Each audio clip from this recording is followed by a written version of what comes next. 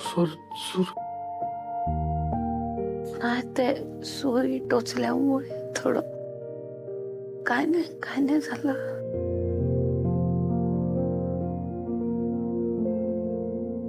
अशी कशी बायको आहेस ग तू? हं? माझ्यापासून गोष्टी लपवतेस सगळ्या? तुला याच्या आधी पण अटॅक आला हे का नाही सांगितलंस तू मला?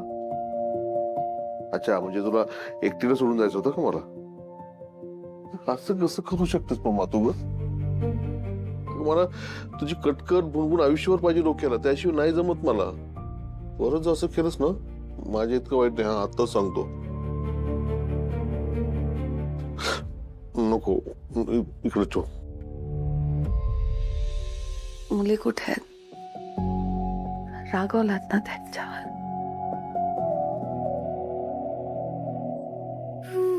तुझी जी अवस्था झाली आहे ना, ती त्यांच्यामुळे झाली आहे. मग आपल्या पुरी आपल्याशी खोटं बोलल्या ग. मुली चुकल्या आहे खरं. मी पण चुकली ना. मी तर जास्त चुकली. म्हणजे बाबा साव, बाईने लग्नाला होकार द्यावा म्हणून किती हट्ट केला मी. माझ्या तब्येतीचं टेन्शन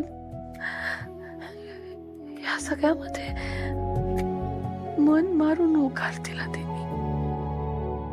आई बाप म्हणून हारलो आपण. बाई तिचं मन मोकळं नाही करू शकली आपल्या समोर.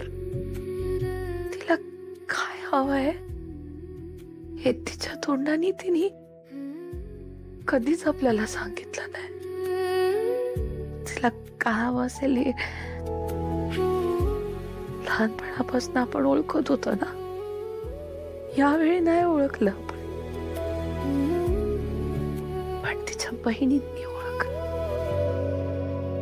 आणि तिच्या पाठीशी उभ्या राहिल्या तिच्या बहिणी.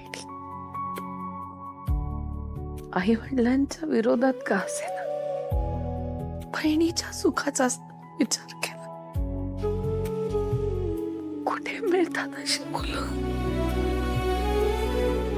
आणि दुसरं बघायला गेलं तर जर का त्या बांदेकरशी आपल्या बाईचं लग्न झालं असतं तर